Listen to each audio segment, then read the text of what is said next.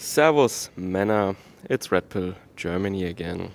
I just wanted to make a brief comment on how surreal it feels to travel during times like these. If you are at airports right now, you will see, well, not everywhere in the world, of course, but at many places, airports are really empty right now. Almost nobody is flying, and I, it feels very weird to walk past these stores. You probably know them. You can buy tobacco and perfumes and sweets and, hygiene and cosmetic products and all that stuff. The duty-free shops and that stuff, right? Airports are normally full of them.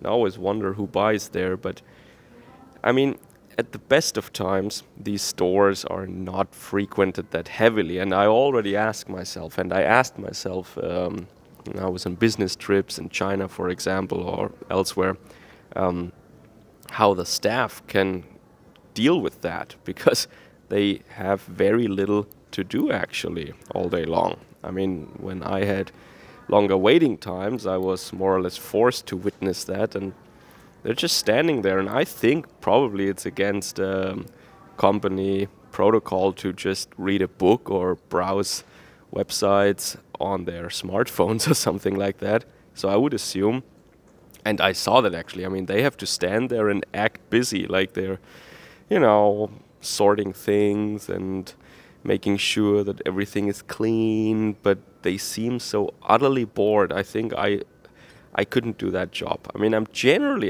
not the artist kind of guy who gets easily frustrated with repetitive tasks or something. Not at all.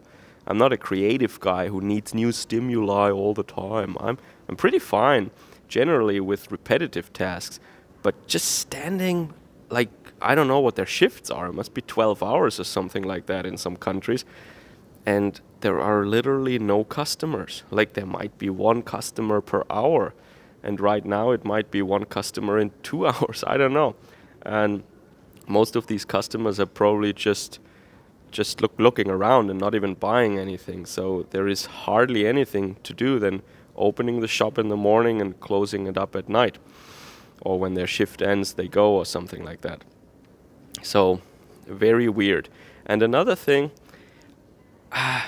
as weird as it feels to see these empty hallways and these empty benches, it is a lot less stressful. I mean, sure, you have to worry about the paperwork and, you have to worry, will they let me in, and is my test okay, is my temperature all right, and whatever, right? I mean, these are hassles that weren't there before, but overall, everything is very smooth because there are no lines right now. Passport control, security check, what have you. It is super, super fast. And if this is the new normal, well, it's really stupid, because these airlines and these airports, they cannot survive like this economically. It's very clear. I mean, if this continues, then this whole industry will collapse, quite frankly. This is a exceptional situation. They cannot survive this long term. I mean, I'm not an expert in that industry, or I'm not an economist, but it is just common sense, I would say. It's no stretch or off the imagination to assume that all these companies, that they will go bankrupt if the volume of travelers remains as it is right now. But as a traveler right now, with these things that I mentioned, bearing that in mind, overall I think it's less stressful. Maybe it's because all Trump supporters are on a no-fly list right now. Nah, of course not. I hope that I'm not on a no-fly list. Oh, crap. Maybe I will have a rough awakening later. I don't know. And we all could be next, of course. So, I just wanted to make this short comment about how weird it is at major airports right now. And, yeah.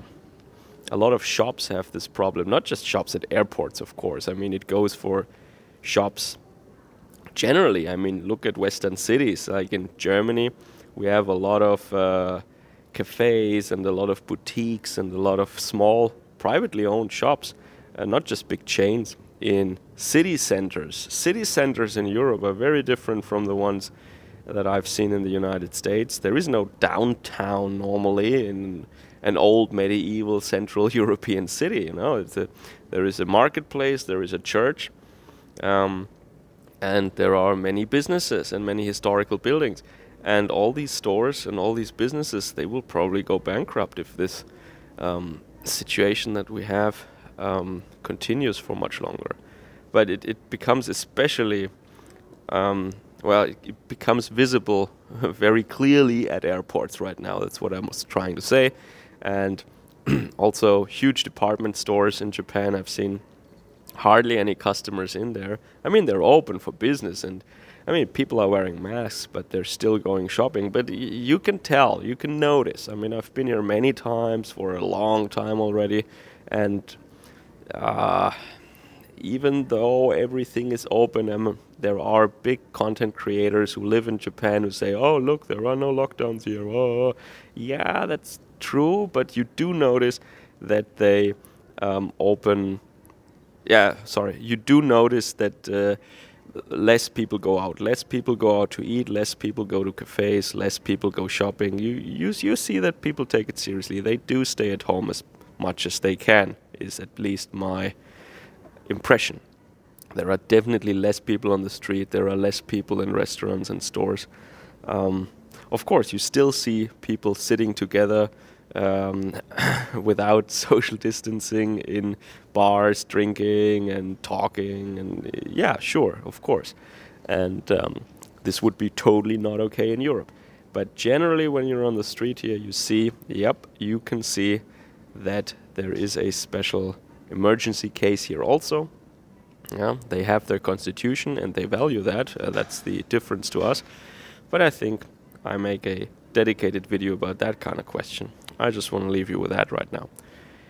Servus, Kameraden.